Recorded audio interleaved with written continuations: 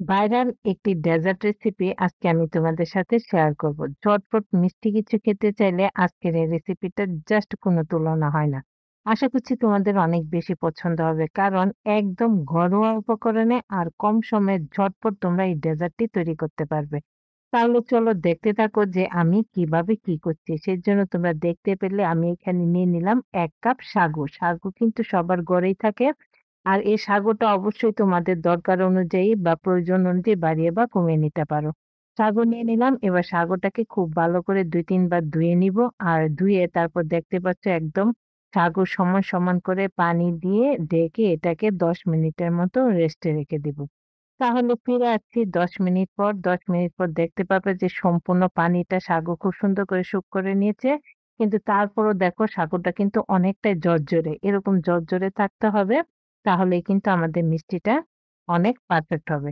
তো এবার এর সাথে এড করে দিব আরো কিছু উপাদান। দিয়ে দিব আমি এখানে প্যাকেট গরুর দুধ, দিয়ে দিব দেখো আম পাল্প করে নিয়েছিলাম আমি আগেই, সেটাও দিব। তার আগে এখানে দিয়ে দিলাম পরিমাণ মতো চিনি, দিয়ে দিলাম সামান্য পরিমাণ লবণ। ব্যালেন্সটা খুব ভালো হবে মিষ্টি জিনিসে যদি একটু লবণ দাও। তো তারপর এখানে দিয়ে দিলাম ১ চামচের মতো বাদাম। এই বাদামগুলো আমি আগেই গুঁড়ো করে রেখেছিলাম, সেখান থেকে ১ চামচ দিয়ে দিলাম। আর দিয়ে দিলাম ১ চামচ আমের পাল্প। এবার সবগুলো চামচের সাহায্যে খুব ভালো করে মিশিয়ে নিব।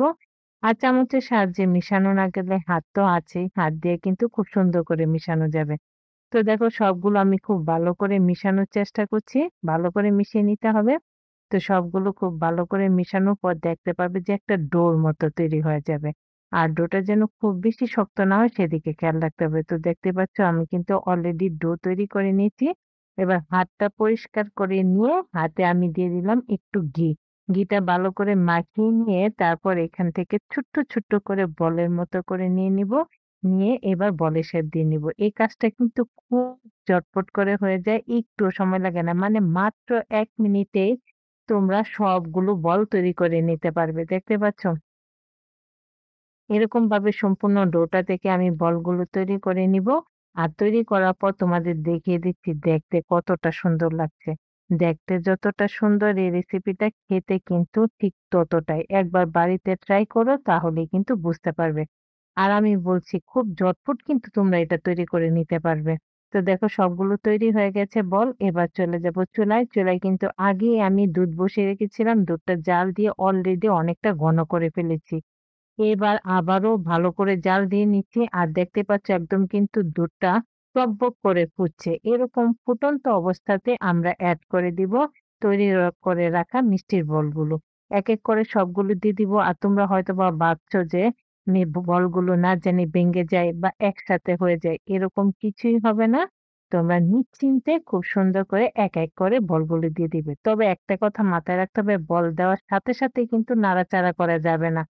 দেখতে পাবে যে মাত্র ৫ মিনিট পর বলগুলো খুব সুন্দর করে একে, একে উপরের দিকে ভেসে উঠবে। তখন একটু নেড়েচেড়ে দিতে পারবে। তো দেখতে পাচ্ছ আমার গুলো কিন্তু অলরেডি উপরের দিকে চলে আসছে। এবার আমি এখানে এড করে দিব জাফরান। জাফরান দিলে কালারটা যেমন সুন্দর হয়, খুব সুন্দর একটা ফ্লেভারও কিন্তু এড হয়। অপশনাল, তোমরা থাকলে দিতে পারো, না থাকলে নাও দিতে পারো। তবে জাফরানটা দিলে খেতে কিন্তু বেশিই ভালো লাগে। জাফরানটা দিয়ে দিলাম। আর দেখো একেকটা বলের শেপ দেখতে পাচ্ছ? একদম কিন্তু ডাবল হয়ে গেছে। বললাম তো এই মিষ্টিটা তৈরি করতে কিন্তু বেশি সময় লাগে না। ঝটপট এরকম সুন্দর সিদ্ধ হয়ে যাবে। তো দেখো এরপর যে আমি এখানে এড করে দিচ্ছি কয়েকটি এলাচ দানা সুন্দর একটা ফ্লেভারের জন্য। এলাচ দানাটা দিয়ে আবারও ফুটিয়ে নিব। আর দেখতে পাচ্ছ দুধটা সারাক্ষণ কিন্তু টকবক করে ফুটছে, এভাবে ফুটতেই হবে। তো এই পর্যায়ে আমি এখানে এড করে দিলাম ১ কাপ বাদাম গুঁড়ো। বিভিন্ন ধরনের বাদাম একসাথে করে আমি গুঁড়ো করে রেখেছিলাম। সেই বাদাম গুঁড়োটা দিয়ে দিলাম। বাদাম গুঁড়োটা দিয়ে আবারও সুন্দর করে সবকিছু মিশিয়ে জাল করে নিব। আর তারপর এখানে আমি এড করে দিব পরিমাণ মতো চিনি। চিনিটা অবশ্যই তোমরা তোমাদের পছন্দ অনুযায়ী দিবে। এখানে আমি ১/২ কাপের মতো চিনি দিয়েছি। এই চিনিটাই আমাদের জন্য পারফেক্ট ছিল। এবার চিনিটা দিয়ে আরেকটু নেড়ে-চেড়ে নিব। চিনিটা দেওয়ার সাথে, সাথে দুধটা কিন্তু হালকা পাতলা হয়ে যাবে। সেজন্য চিনিটাকে দিয়ে আবারও খুব সুন্দর করে টগবগ করে ফুটিয়ে নিতে হবে। এ পর্যায়ে আমাদের দুধটাও যথেষ্ট ঘন হয়ে গেছে। আর তোমাদের একটা মিষ্টির বোল তুলে দেখিয়ে দিচ্ছি। দেখো কি পরিমাণ কিন্তু ফুলে ফেঁপে একদম ডাবল হয়ে গেছে। যখন পারফেক্টলি সিদ্ধ হয়ে যাবে তখন এরকমভাবে সবগুলো বল ফুলে ফেঁপে ডাবল হয়ে যাবে। তো আর কি, কাজ শেষ। এবার আমরা চুলা থেকে নামিয়ে নিব।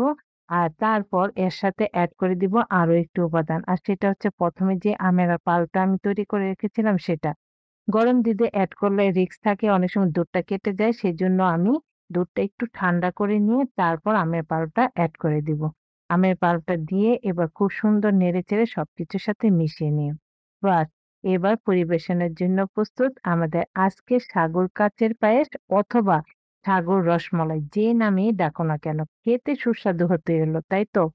তো দেখো সবকিছু খুব ভালো করে মিশিয়ে নিয়েছি। এবার তোমাদের আমি সার্ভ করে দেখিয়ে দিচ্ছি যে এই রেসিপিটা বা এই ডেজার্টটা দেখতে কতটা লোভনীয় হয়েছে। দেখতে যতটা লোভনীয়, খেতেও কিন্তু ঠিক ততটাই। একবার বাড়িতে ট্রাই করো তাহলেই বুঝতে পারবে। তো দেখো সার্ভ করে দিলাম আর উপর থেকে একটু বাদাম গুঁড়ো ছড়িয়ে দিব। এতে করে মুখে পড়বে, খেতে আরো বেশি টেস্টি লাগবে। দেখতেই পাচ্ছ, তোমরা কিন্তু দেখে নিলে যে আমি কত সহজে এই রেসিপিটা ঘরে তৈরি করে নিলাম। তোমরাও ঘরে তৈরি করে নিও আমের সিজন থাকতে থাকতে। আমের সিজন থাকতে থাকতে অবশ্যই একবার ট্রাই করো আর আমাকে কমেন্ট করে জানিও তোমাদের কাছে কেমন লাগলো। ভালো লাগলে বেশি বেশি করে শেয়ার করে দিও। আমার চ্যানেলটাকে সাবস্ক্রাইব আর পেজটাকে ফলো করে দেওয়ার জন্য তোমাদের কাছে খুব বেশি অনুরোধ রইলো। সবাই ভালো থেকো। দেখা হবে পরবর্তী নতুন কোনো ভিডিওতে। Tata, bye bye.